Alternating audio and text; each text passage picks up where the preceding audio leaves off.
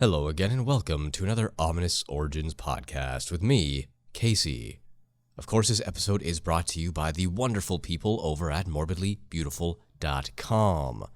Morbidly Beautiful is your one-stop shop for everything pop culture horror related. If you're interested in reviews, interviews, retrospective, introspectives, top 10 list, whatever you want, they have it.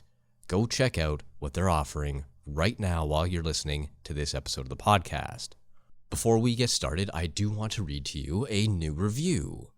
This one comes from us from the United States from HJL34. And it says, love it, and it's a 5-star review. So thank you very much for that. This person writes, I've only listened to a few episodes, but I love it. Good find if you have a short attention span. Side note, your episodes on Lake Lanier, as I say it. I'm from Georgia, and it's pronounced Lanier, but my pronunciation made for a good laugh. See, that's the IER ending, and in Canada that is like yay, right? Like Lanier. That's just the colloquialism, I guess. But since this person is from Georgia, Lanier makes more sense. So if I ever do another episode on Lake Lanier, I will pronounce it properly. But thank you nonetheless for the review and the correction. Now, on to the podcast itself. Ominous. Ominous. It is an adjective. Sounds like someone breathing.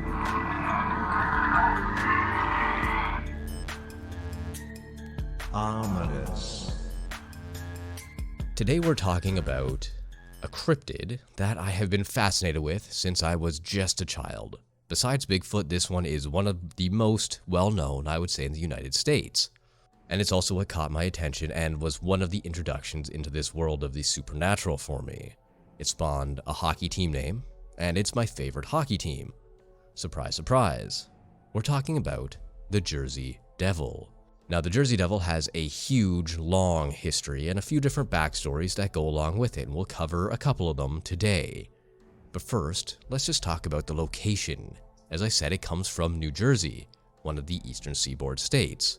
And primarily, this myth, this legend, this cryptid takes place, or is from, the Pine Barrens, which in and of itself has a very ominous name. Not to plug the Ominous Origins podcast there or anything, it just fits. The Pine Barrens is the largest remaining example of the Atlantic coastal pine barren ecosystem stretching across more than 7 counties of New Jersey. It's huge. I'm looking at a map of it right now, and it is massive. It is approximately 1.1 million acres. That is a long stretch of land. That is a large chunk of the state as well. And just like the West Coast forests with the giant trees that they have out there, Bigfoot could be hiding there just as well as the Jersey Devil could be hiding in this last of its kind ecosystem. Now, on the internet, there are no shortages of sources for the Jersey Devil. So I'm going to take a look at a few. This one comes from the atlanticcounty.org, which is a site that kind of dedicates its time and energy to the history of the Atlantic regions. It has here, the Jersey Devil is the story of an authentic folk legend. It is as varied as the number of people who have claimed to have seen or heard from him. Over 250 years, tales have circulated about the nocturnal ramblings of a creature emerging from the mists of a lonely, desolate marsh. As interest in the supernatural has grown, tales of the Jersey Devil have grown alongside it to blend folk belief with South Jersey history. It goes on to say that the Devil in the Pines. To understand the legend of the Jersey Devil, you must first understand its birthplace. It is a remote region extending 1,700 square miles across southeastern New Jersey. It is actually a giant aquifer with dense strands of white cedar. Inside, the air is calm, still, and cool. The shadows heavy. The cedar stands throughout the swamp stain the streams with red tannin. One area of stunted trees is called the Pygmy Forest. While many consider it a barren wilderness, 27 varieties of orchards grow there. In the early days, travel was difficult, for the cedar swamps were great obstacles. Some roads are old Indian trails. others are old stagecoach roads. Some roads are paved, others are sandy. Roads lead to places named Hog Wallow, Double Trouble, Suey Place, and Mary Ann Furnace. These names date back to the colonial times when settlers first came to New Jersey. The birthplace of the Jersey Devil is called the Pine Barrens. One of the most famous stories tells of a place called Leeds Point.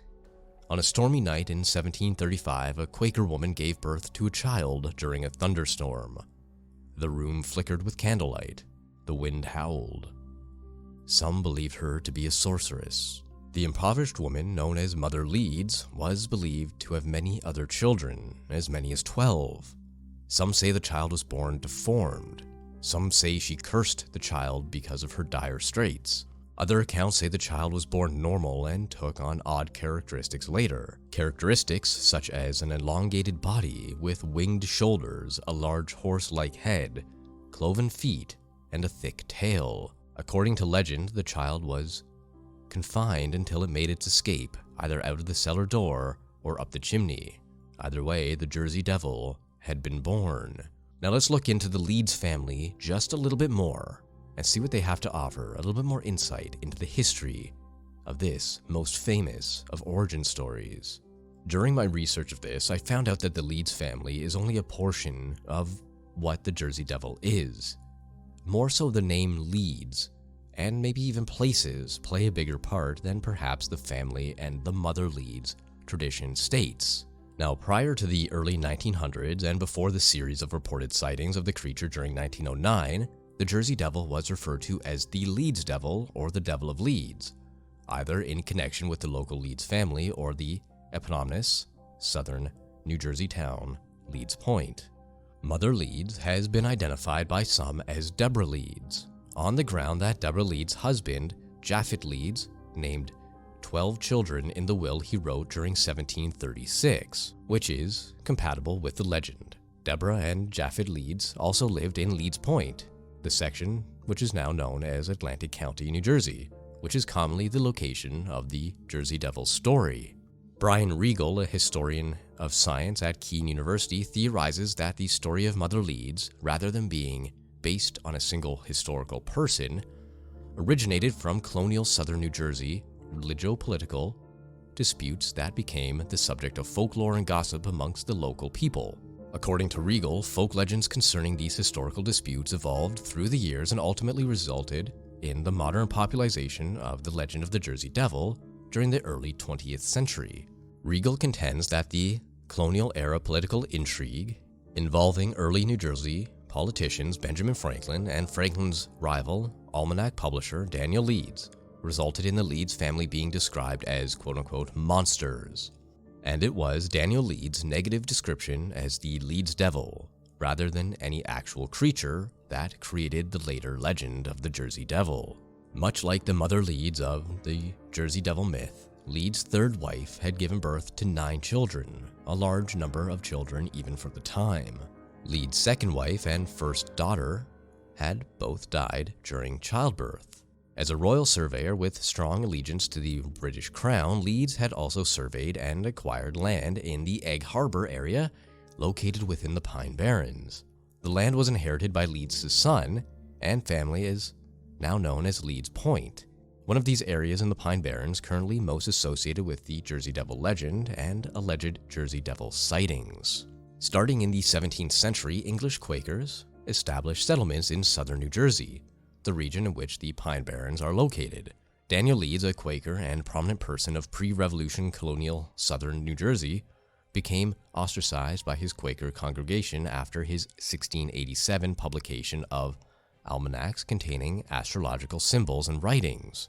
Leeds' fellow Quakers deemed the astrology in these almanacs as too pagan or blasphemous, and the almanacs were censored and destroyed by the local Quaker community. In response to, and in spite of this censorship, Leeds continued to publish even more esoteric astrological Christian writings and became increasingly fascinated with Christian occultism, Christian mysticism, cosmology, demonology, and angelology, and of course natural magic. In the 1690s, after his almanacs and writings were farther censored as blasphemous by the Philadelphia Quaker meeting, Leeds continued to dispute with the Quaker community by converting to Angelicism and publishing anti-Quaker tracts criticizing Quaker theology and accusing Quakers of being anti-monarchists.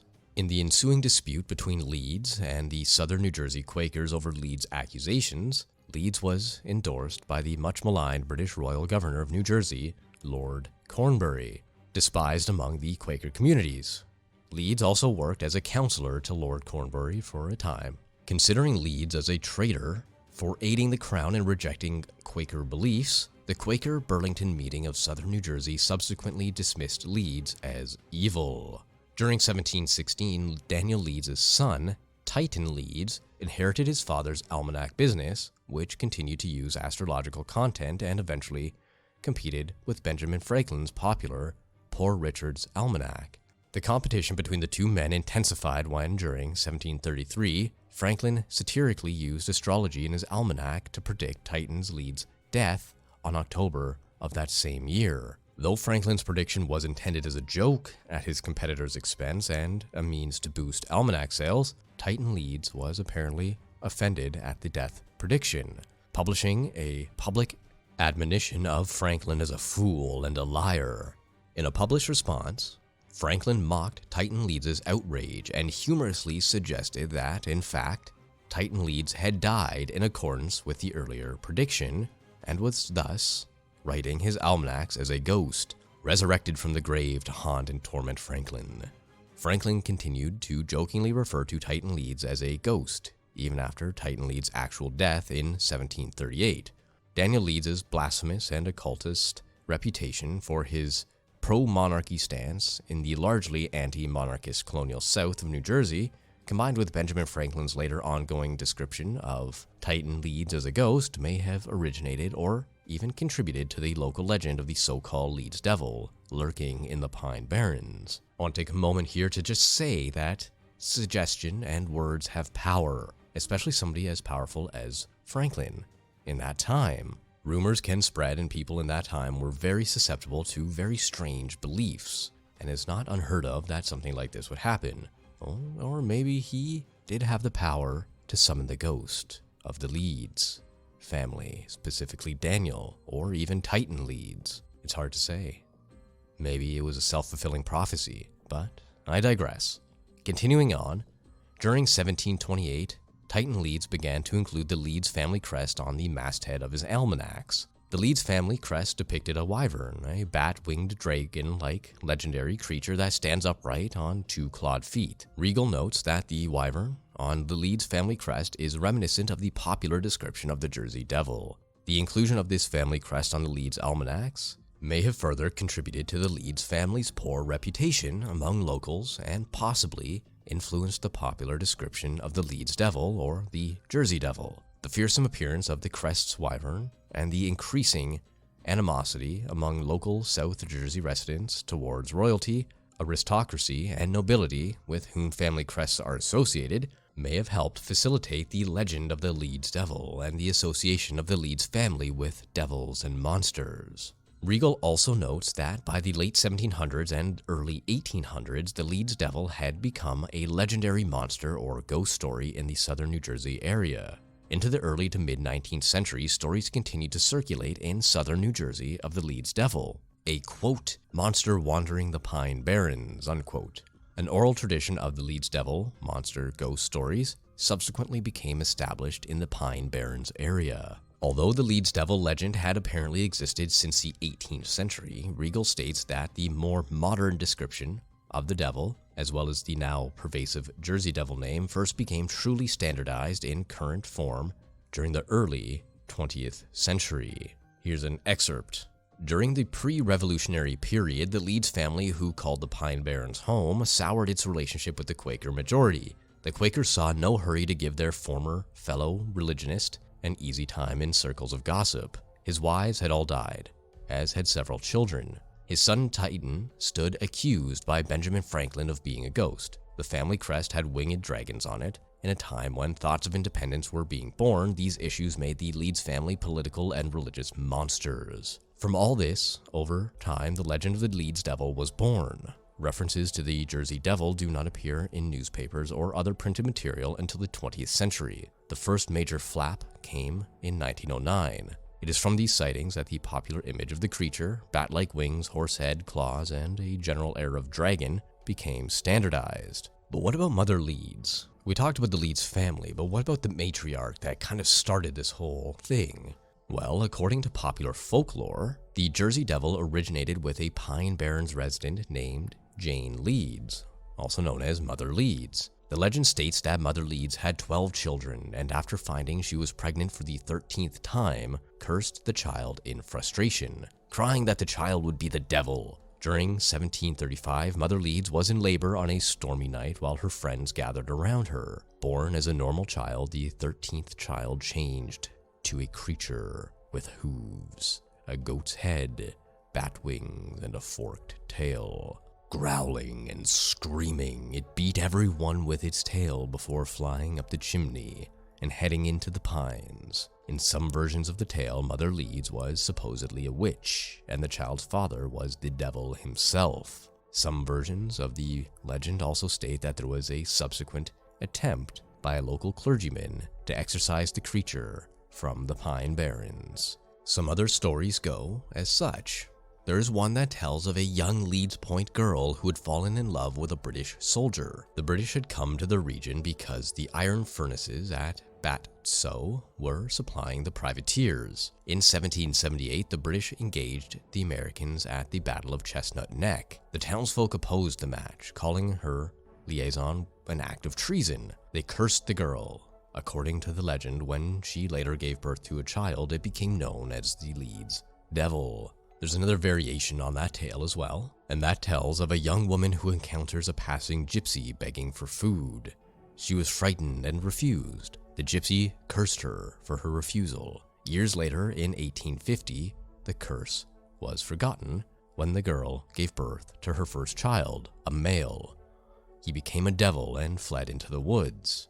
The old gypsy being the cause of the curse kind of rings true even today with movies like From Hell. Maybe there's some inspiration there. Another famous version goes as this. In October of 1830, a resident of Vienna, New Jersey, a Mr. John Vliet, was entertaining his children with a mask he had made, a mask of a monstrous face. It became a yearly tradition and was adopted by the local townsmen. Its popularity grew and was repeated late in October as parents and children alike put on scary faces or costumes. That sounds a little bit more like the origins to, say, Halloween or costume party traditions, but, you know, every story has its beginnings. And I don't want to judge, as any one of these could be the actual origins of this supposed creature. Now, naturally, there have been some reported encounters. In fact, there have been many claims of sightings and occurrences involving the Jersey Devil. According to legend, while visiting Hanover Mill Works to inspect the cannonballs being forged, Commodore Stephen Decatur sighted a flying creature and fired a cannonball directly upon it, to no effect. Joseph Bonaparte, elder brother of Napoleon, is also claimed to have seen the Jersey Devil while hunting on his Bordentown estate in 1820. During 1840, the Jersey Devil was blamed for several livestock killings. Similar attacks were reported during 1841, accompanied by tracks and screams. In Greenwich during December of 1925, a local farmer shot at an unidentified animal as it attempted to steal his chickens, and then photographed the corpse. Afterwards, he claimed that none of the 100 people he showed could identify it. On July 27th, 1937, an unknown animal with red eyes was seen by residents of Downingtown, Pennsylvania, and it was compared to the Jersey Devil by a reporter for the Pennsylvania Bulletin of July 28th, 1937. In 1951, a group of Gibbstown, New Jersey boys claimed to have seen a monster matching the devil's description, and claims of a corpse matching the Jersey Devil's description arose in 1957. During 1960, tracks and noises heard near Mays Lake were claimed to be from the Jersey Devil. During the same year, the merchants around Camden offered a $10,000 reward for the capture of the devil, even offering to build a private zoo to house the creature if it was captured. Now those are all great examples of some sightings, but the biggest sightings came in the year 1909, specifically during the week of January 16th through the 23rd, and newspapers of the time published hundreds of claimed encounters with the Jersey Devil from all over the state. Among alleged encounters publicized that week were claims the creature attacked a trolley in Haddon Heights and a social club in Camden. Police in Camden and Bristol, Pennsylvania supposedly fired on the creature to no effect. Other reports initially concerned unidentified footprints in the snow, but soon sightings of the creature resembling the Jersey Devil were being reported throughout South New Jersey, as far away as Delaware and Western Maryland. The widespread newspaper coverage created fear throughout the Delaware Valley, prompting a number of schools to close and workers to stay home. Vigilante groups and groups of hunters roamed the pines and countryside in search of the devil. During this period, it is rumored that the Philadelphia Zoo posted another $10,000 reward for the creature. The offer prompted a variety of hoaxes, including a kangaroo equipped with artificial bat wings and claws. Now, of course, there are skeptics. There's always skeptics, and you have to have a skeptic or two when dealing with these sort of topics. There's two sides to every coin, a yin and a yang. It just has to be. And many skeptics believe that the Jersey Devil to be nothing more than a creative manifestation of early English settlers, boogeyman stories created and told by the bored Pine Barrens residents as a form of children's entertainment, the byproduct of the historical local disdain for the Leeds family, the misidentification of known animals, and rumors from negative perceptions of the local rural population of the Pine Barrens, known as the Pineys. All this kind of made the perfect storm to create something of legend and myth. Regardless of what you believe, there could very well be something in that massive stretch of land in southern New Jersey where the Jersey Devil roams. I know I've seen some pictures and I've seen some video of people supposedly capturing this thing on film or recordings or whatever you want to call it, and they are spooky. They do kind of resemble the traditional wyvern-looking bat thing with claws and a horse's head and all that sort of fun stuff. And you never know. Like Bigfoot, he could just be hiding out there. That's for us to find out though, isn't it? If you're ever in New Jersey and you take a trip through the Pine Barrens, be sure to keep an eye out and an ear out for something just not quite right. This has been the Ominous Origins Podcast. My name is Casey. If you enjoy what you heard today, then please feel free to leave a review. As you would have heard already, I do read every review I get on the podcast. So if you want to be heard, then feel free to drop a review. Preferably 5 stars, but I don't want to sway or suggest any way. I want you to be honest. Though 5 stars are awesome. If you want to join the online community that we have, you can do so by going to Facebook and going to the Horror Shots page, as the Ominous Origins Podcast is a Horror Shots production. So that is facebook.com/horror shots. We have a YouTube page as well. It's in the description. It just pretty much reposts this podcast. So if you do want to, watch on there or listen, feel free to do so. There's some other content as well, but it doesn't get updated as frequently as I would like, and I do apologize for that. I do have a Twitter as well, and that would be Horror Shots Prod, as in production, PROD. And if you want to support the podcast in any sort of financial way, you are more than welcome to do that as well. Every little bit counts, and everything goes right back into the podcast, be it updating software, hardware, whatever. And those sites are patreon.com/horrorshots, or you can find me on Redbubble and pick up some merch. Yeah, there's some merch on there. There's some t-shirts with the Ominous Origins logo, the Horror Shots logo, as well as some original things I've put together in Photoshop. If you like any of those designs, feel free to pick them up. There's t-shirts, there's all sorts of different things you can go on there. And that's on Redbubble. As at my current state, I find that to be the easiest place to host any sort of merchandising content. And I have bought a few things off of there myself, and I know the quality is pretty damn good. The link for that will be in the description as well. So, until next week.